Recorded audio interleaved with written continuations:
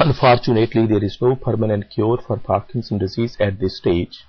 However, there are many different treatment options available which can help reduce the symptoms of Parkinson's disease and improve the quality of life of patients. Medications are the mainstay of treatment of Parkinson's disease. Physiotherapy and speech therapy are also helpful when used along with medications.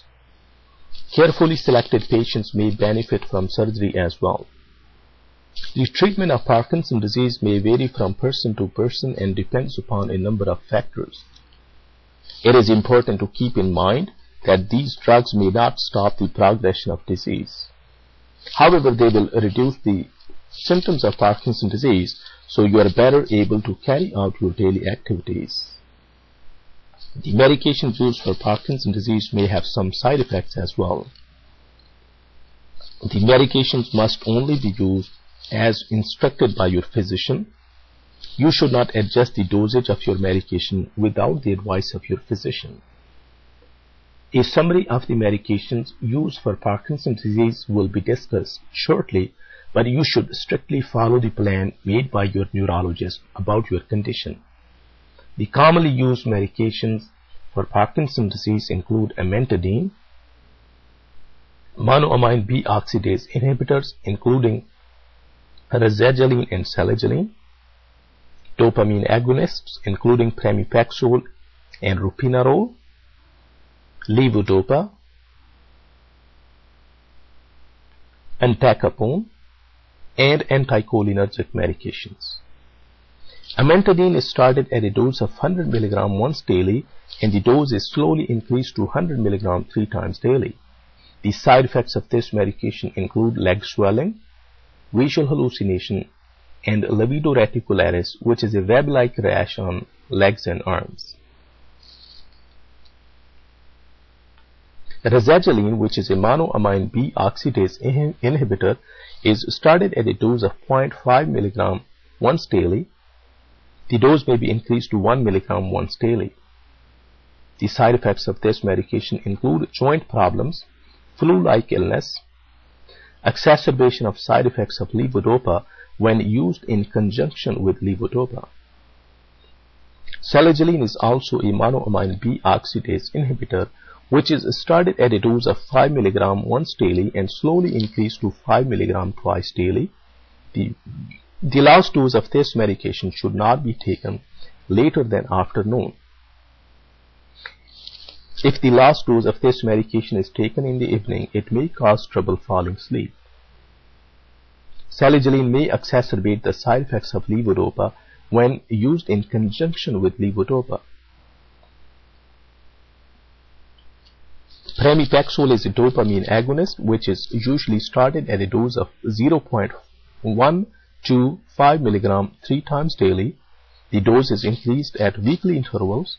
The maximum daily dose is 1.5 mg 3 times daily. The side effects of this medication may include sudden onset of sleepiness, behavioral problems such as compulsive eating, gambling, shopping, hypersexuality, visual hallucinations, and leg swelling. Ropinirole is the other dopamine agonist, which is usually started at a dose of 0.25 mg 3 times daily. Dose is increased at weekly intervals to a maximum dose of 8 mg 3 times daily. The side effects of ropinirole are similar to pramipexole.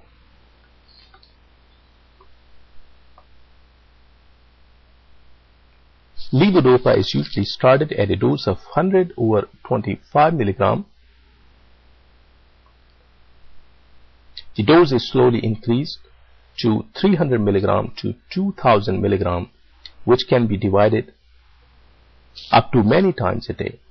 The side effects of this medication include dizziness, nausea, vivid dreaming, and sleepiness. There is a controlled release formulation of levodopa available as well. Entacapone is started at a dose of 200 mg with each dose of levodopa. The maximum daily dose is up to 1600 mg daily.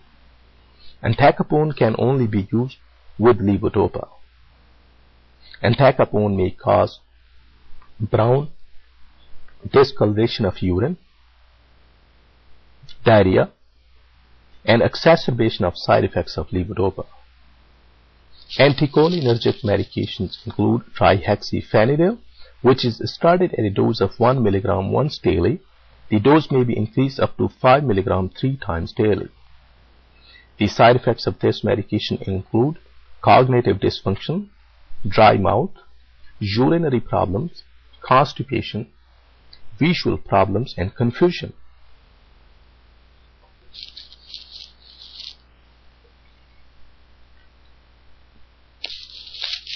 The medications for Parkinson's disease should be taken at a fixed time every day and in right dosage as instructed by your physician. You should discuss the efficacy and side effects of these medications with your physician at regular follow-up visits. You should use the same pharmacy consistently so that they have a record of your medication history.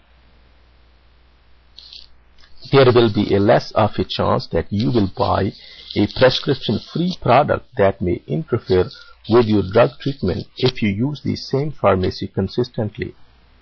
You should always try to drink a glass of water with each dose of your medications. This will help to absorb the medication better. You should swallow the controlled release formulation of tablets without chewing them. In this way, the contents of the medication will be able to reach their target destination more efficiently. This information is provided only for educational purposes and should not be taken as a substitute for the medical care and the advice provided by your physician.